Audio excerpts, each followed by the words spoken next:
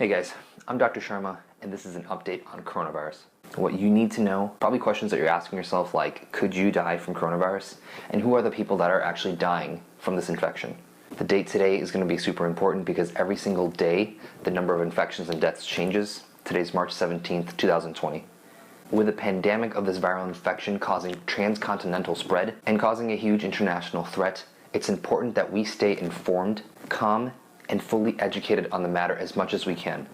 Because widespread panic is not the way to go with these sorts of situations. They don't make matters better, they can only make matters worse. Now, I realize as a physician taking care of patients, this must be extremely scary for you and your family members. And what's even more scary is that you may believe that you could be infected or one of your loved ones could be infected and become seriously ill from this virus. And of course, that is a reality, but there's no need to panic. Really, the best thing you can do is to prevent the spread, practice social distancing, wash your hands for at least 20 seconds. Again, what is coronavirus? It's an RNA-stranded virus that is a new, different strain of past strains that we've seen, such as MERS and SARS. And now termed COVID-19 is a much more serious strain of a coronavirus that we sometimes see every day causing the common cold, with this new serious strain being first discovered in Wuhan, China, later last year. And since then, the international infection has now soared over 180,000, with over 7,500 deaths. So who's most likely to die from this infection? The Chinese Center of Disease Control has released information on their first several thousand cases, specifically 72,000 patients in China, so that we could have a better example of the case fatality ratio.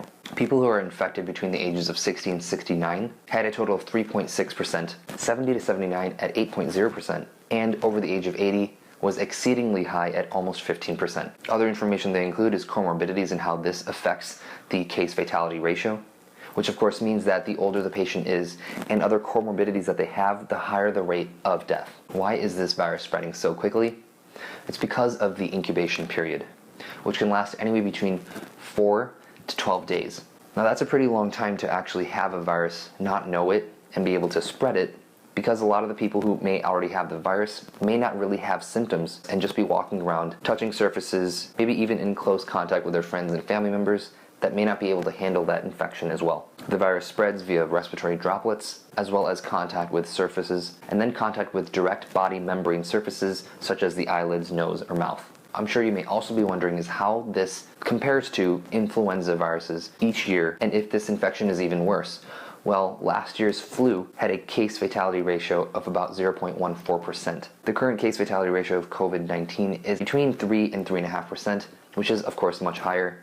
I think that number is of course not completely accurate and true because not everybody who has the virus itself actually goes in and gets tested. If everybody was able to go get tested, we would actually be able to decrease that denominator and get an overall percentage of what the actual case fatality ratio may be. But even then, the CDC still predicts that with doing that, it's still higher than last year's flu case fatality ratio, which still means that this is, of course, a deadly virus. So what can you do to prevent the spread of the virus? Wash your hands for at least 20 seconds. That has been scientifically proven and evidence-based that the act of rubbing your hands together with a lipid-based hydrogenated soap substance is fantastic and great at being able to dig up lipid-based surface molecules on your fingers, such as the bilipid membrane of bacteria and viruses. And then washing away with water will essentially wash the virus down the sink.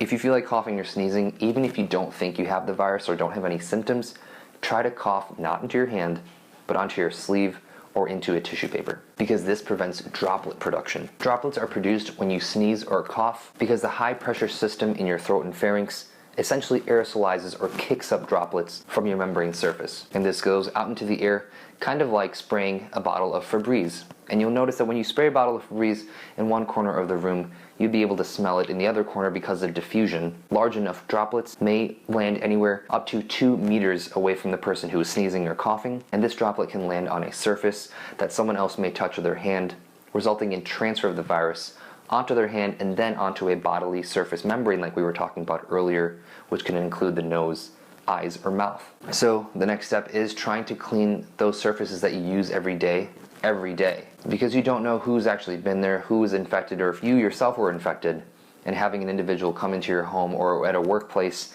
and then touching that surface themselves and potentially being infected. Wear a mask if you feel sick or if you're a healthcare worker, because the number of resources even at my hospital and hospitals around the nation are definitely running low. These PPE or personal protective equipment that we need, such as gloves, masks. Those resources are very limited, and therefore we should be really only using that for healthcare workers or those of you who actually feel sick. And of course, if you feel sick, stay indoors.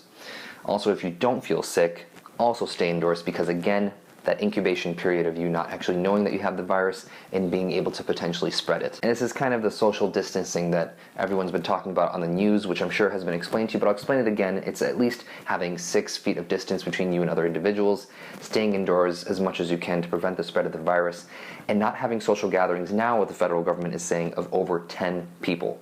Previously it was 50. I hope that was really good information for you.